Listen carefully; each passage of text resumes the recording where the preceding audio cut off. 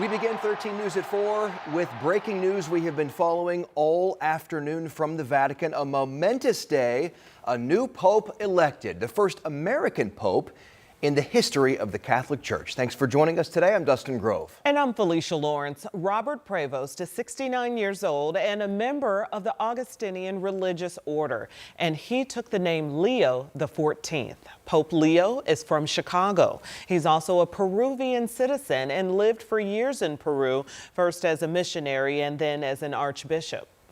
And happening right now, the Indianapolis Archdiocese is holding a news conference on the new pope. This is at St. Peter and Paul Cathedral. Let's listen in for a minute. For my missionary friends in Africa and in Germany and Italy, and just, congratulating on our first American pope. So it's a great pride. What does it say that the church has turned to a pope so-called from a superpower nation? I guess it's part of one of the reasons why I didn't see it coming. They've always said, they're called the rule of thumb was always because America was such a world power on that stage that we probably wouldn't see an American pope. But as I was reading earlier today, there's a lot of other powers at play as well. And again, the Pope, the cardinals got together and identified what are the needs. What are the first thing they did over these 9 days as they mourned the death of the previous Pope, Pope Francis. They were also discerning what are the needs, what do we need to be focusing on, and then who had those gifts. And whether it was an American or African or French or Italian or Portuguese or whatever, they were looking for the person that had those particular gifts to meet those particular challenges at this particular time. And I think that's what they look for regardless of what his nationality happened to be. The Pope literally speaks the same language as President Trump.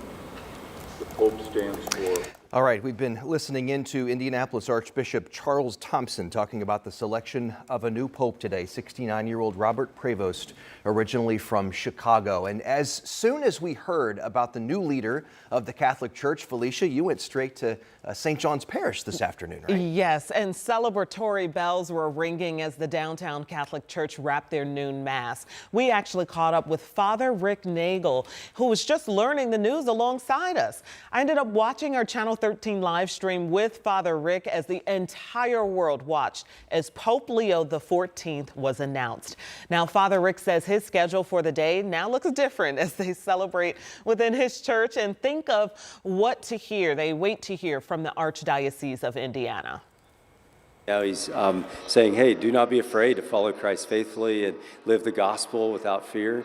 And I think that's just a beautiful first words for all of us. And he really is saying to the whole world, God loves you, no matter if you're Catholic or whatever faith tradition you may follow or not, God loves you all. So that's a beautiful message to start a papacy.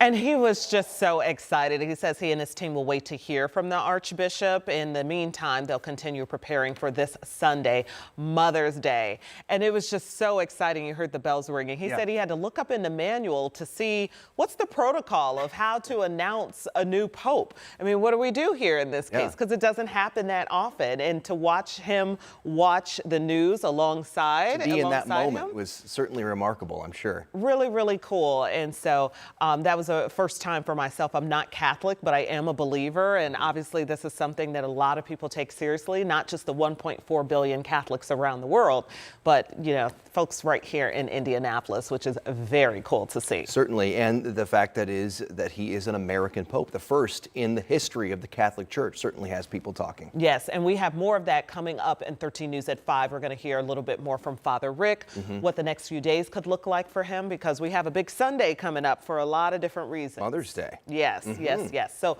we're also hearing from some young Catholics about this historic day. Here's a group of 8th graders from Indianapolis on a field trip to Washington, D.C. And they happened to be inside one of the city's churches as the announcement came down. So you'll actually hear from them coming up tonight on 13 News at 5.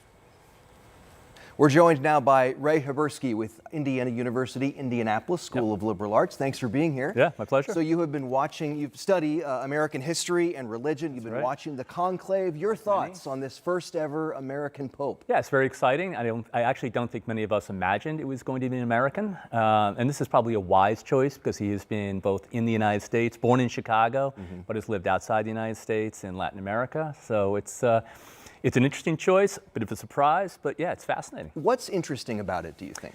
So, I mean, it may seem kind of a compromise. He's sort of moderate, he's quiet, but he was close to Francis. He was given positions by Francis to do things with other bishops. So I think he is seen somewhat as an insider, someone who gets along with a lot of the people who he'll need to work with across the church. He's not very controversial in any particular way. He's got a few problems, but nothing that's really outstanding. Okay. Yeah. I was watching the coverage this afternoon. Former ambassador to the Vatican, Indiana's own Joe Donnelly, said this man clearly impressed the cardinals relatively quickly and faster than he thought. Do you agree with that? Right. It is unusual, I think, for a conclave to end this fast, but I think we also have an idea of in popular culture that the conclave goes on for a long time and there's a lot of intrigue, so we don't know what was going on behind the scenes, and I guess we'll find out as in the coming days whether or not this was a choice that many of the cardinals had already lined up behind. And again, the thing that makes him interesting is that Francis has chosen most of the cardinals who voted for this new pope, right? So the majority of the people there right now who are voting were chosen by the past pope. So it's not shocking, I think, that this is the choice. Why do you think this captivates all of us, even those who are not Catholic? Yeah. Just the incredible amount of interest. We saw the crowds at the Vatican of all ages. There were some IU students studying abroad who were right there in Vatican Square. What is it about this, do you think? Yeah, it must be. I've never been to one, but it must be incredibly exciting to be part of it. Part of it, what you see on TV is a sense of it. It's all these people connected by this one event. And they're connected through this one choice. And there are so few, I would say, legitimate global leaders. I mean, the United States is a bit in trouble right now, that electing a new pope sort of feels very consequential for the world, even if you're not Catholic. And because this is a pope who will lead over 1 billion people, right, in the Catholic Church, there's, again, some legitimacy to the idea of being a global leader. So I think that's part of the sense, the excitement that you would see reflected, around the square that's outside of St. Peter's. Yeah. So what is next, do you think? What will we see next? You'll probably have a very short window of cardinals giving some interviews, and there'll be some news stories out about who this person is and sort of perhaps a very brief agenda. But again, I think he's pretty quiet. And so I don't think he's going to come out with a pronouncement that will sort of excite anybody or push the papacy in any particular direction right now. He kept talking about peace in his initial speech, so that may be one of the things that he talks about. This is certainly a time of war, and he'll probably address that. All right, Chicago's very own Pope Leo XIV. I want to know if he's a Sox or Cubs fan. What do you think? Time will tell. Ray Habrisky with IU, thank you so much for being here. Thank you, no problem.